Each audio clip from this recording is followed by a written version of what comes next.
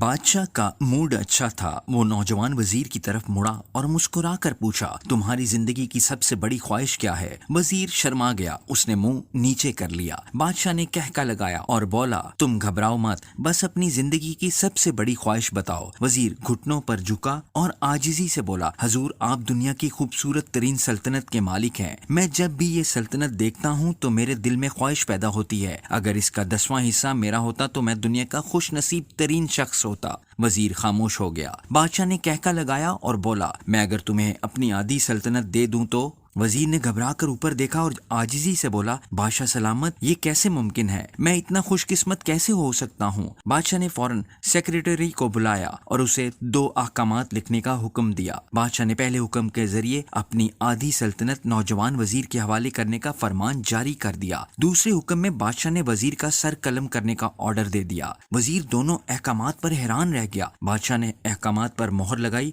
اور وزیر کی آنکھوں میں آنکھیں ڈال کر بولا، تمہارے پاس 30 دن ہے۔ تم نے ان 30 دنوں میں صرف 3 سوالوں کے جواب تلاش کرنا ہے۔ تم کامیاب ہو گئے تو میرا دوسرا حکم منسوخ ہو جائے گا اور تمہیں آدھی سلطنت مل جائے گی، اور اگر تم ناکام ہو گئے تو پہلا حکم خارج سمجھا جائے گا اور دوسرے حکم کے مطابق تمہارا سر اتار دیا جائے گا۔ وزیر کی حیرت پریشانی میں بدل گئی۔ بادشاہ نے اس کے بعد کہا، میرے 3 سوال لکھ لو۔ وزیر نے لکھنا شروع کر دیا۔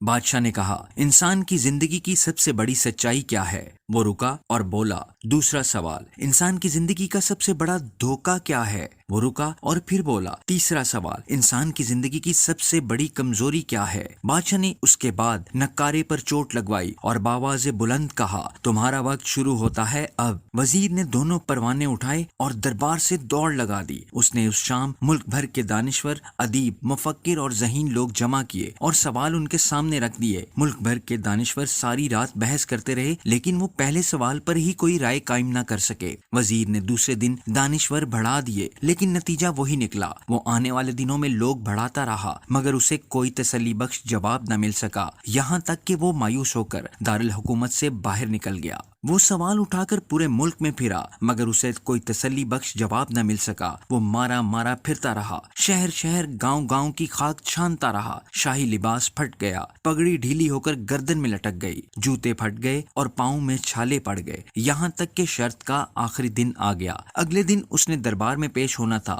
وزیر کو یقین تھا یہ اس کی زندگی کا آخری دن ہے، کل اس کی گردن کاٹ دی جائے گی اور جسم شہر کے مرکزی پل پر لٹکا دیا جائے گا۔ وہ مایوسی کے عالم میں دارالحکومت کی کچی آبادی میں پہنچ گیا۔ آبادی کے سرے پر ایک فقیر کی جھونپڑی تھی۔ وہ گرتا پڑتا اس کٹیا تک پہنچ گیا۔ فقیر سوکھی روٹی پانی میں ڈبو کر کھا رہا تھا، ساتھ ہی دودھ کا پیالہ پڑا تھا اور فقیر کا کتا شڑاب شڑاب کی آوازوں کے ساتھ دودھ پی رہا تھا۔ فقیر نے وزیر کی حالت دیکھی، کہکا لگایا اور بولا، جناب عالی، آپ صحیح جگہ پہنچے ہیں، آپ کے تینوں سوالوں کے جواب میرے پاس ہیں۔ وزیر نے حیرت سے اس کی طرف دیکھا اور پوچھا، آپ نے کیسے اندازہ لگا لیا؟ میں کون ہوں اور میرا مسئلہ کیا ہے؟ فقیر نے سوکھی روٹی کے ٹکڑے چھابے میں رکھے، مسکرایا، اپنا بوریا اٹھایا اور وزیر سے کہا، یہ دیکھیے، آپ کو بات سمجھ آ جائے گی۔ وزیر نے جھک کر دیکھا، بوریے کے نیچے شاہی خلعت بچھی تھی۔ یہ وہ لباس تھا جو بادشاہ اپنے قریب ترین وزراء کو عنایت کرتا تھا۔ فقیر نے کہا، جناب عالی، میں بھی اس سلطنت کا وزیر ہوتا تھا، میں نے بھی ایک بار آپ کی طرح بادشاہ سے شرط لگانے کی غلطی کر لی تھی، نتیجہ آپ خود دیکھ لیجئے۔ فقیر نے اس کے بعد سوکھی روٹی کا ٹکڑا اٹھایا اور دوبارہ پانی میں ڈبو کر کھانے لگا۔ وزیر نے دکھی دل سے پوچھا، کیا آپ بھی جواب تلاش نہیں کر سکے تھے؟ فقیر نے کہکا لگایا اور جواب دیا، میرا کیس آپ سے مختلف تھا، میں نے جواب ڈھونڈ لیے تھے، میں نے بادشاہ کو جواب بتائے، آدھی سلطنت کا پروانہ پھاڑا، بادشاہ کو سلام کیا اور اس کٹیا میں آ کر بیٹھ گیا۔ میں اور میرا کتا دونوں مطمئن زندگی گزار رہے ہیں۔ وزیر کی حیرت بڑھ گئی، لیکن یہ سابق وزیر کی حماقت کے تجزیے کا وقت نہیں تھا، جواب معلوم کرنے کی گھڑی تھی۔ چنانچہ وزیر اینکر پرسن بننے کی بجائے فریادی بن گیا اور اس نے فقیر سے پوچھا، کیا آپ مجھے سوالوں کے جواب دے سکتے ہیں؟ فقیر نے ہاں میں گردن ہلا کر جواب دیا، میں پہلے 2 سوالوں کا جواب مفت دوں گا، لیکن تیسرے جواب کے لیے تمہیں قیمت ادا کرنی ہوگی۔ وزیر کے پاس شرط ماننے کے سوا کوئی آپشن نہیں تھا۔ اس نے فوراً ہاں میں گردن ہلا دی۔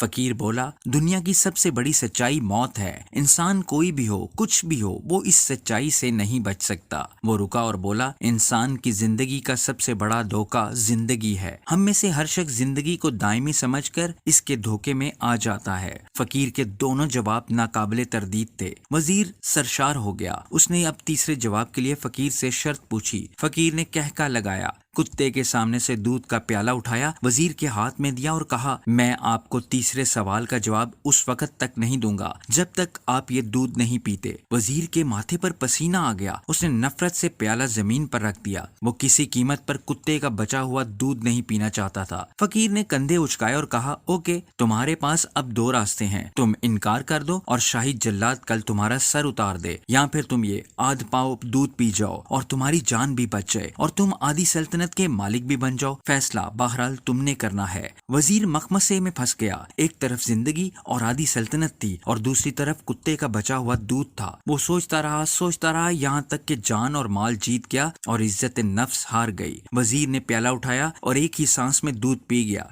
फकीर ने कहका लगाया और बोला, मेरे बच्चे, इंसान की सबसे बड़ी कमजोरी गर्ज होती है। ये इस कुत्ते का बचा हुआ दूध तक पीने पर मजबूर कर देती है, और ये वो सच है जिसने मुझे सल्तनत का परवाना फाड़कर इस कुटिया में बैठने पर मजबूर कर दिया था। मैं जान गया था कि मैं जूं जिंदगी के धोखे में आऊंगा और मौत को जितना फरामोश करता रहूंगा, मैं उतना ही गर्ज की दलदल में धिंसता जाऊंगा और मुझे रोज इस दलदल में सांस लेने के लिए गर्ज का गलीज दूध पीना पड़ेगा। लिहाजा मेरा मशवरा है, जिंदगी की इन तीनों हकीकतों को जान लो, तुम्हारी जिंदगी अच्छी गुजरेगी। वजीर खजालत, शर्मिंदगी और खुदतरसी का तोहफा लेकर फकीर की कुटिया से निकला और महल की तरफ चल पड़ा। वो जूं महल के करीब पहुंच रहा था, उसके एहसास शर्मिंदगी में इजाफा हो रहा था। इसके अंदर जिल्लत का एहसास बढ़ रहा था। वो इस एहसास के साथ महल के दरवाजे पर पहुंचा। इसके सीने में खौफनाक टीस उठी। वो घोड़े से गिरा, लंबी हिचकी ली और इसकी रूह कफ से अंसरी से परवाज कर गई। हमें किसी दिन किसी ठंडी जगह पर बैठकर जिंदगी के इन बुनियादी सवालों पर जरूर गौर करना चाहिए। हमें ये सोचना चाहिए, हम लोग कहीं जिंदगी के धोखे में आकर गर्ज के पीछे तो नहीं भाग रहे, हम लोग कहीं मौत को फरामोश तो नहीं कर बैठे, हम कहीं इस कहानी के वजीर तो नहीं बन गए। मुझे यकीन है, हम लोगों ने जिस दिन ये सोच लिया, उस दिन हम गर्ज के इन गलीज प्यालों से बालातर हो जाएंगे।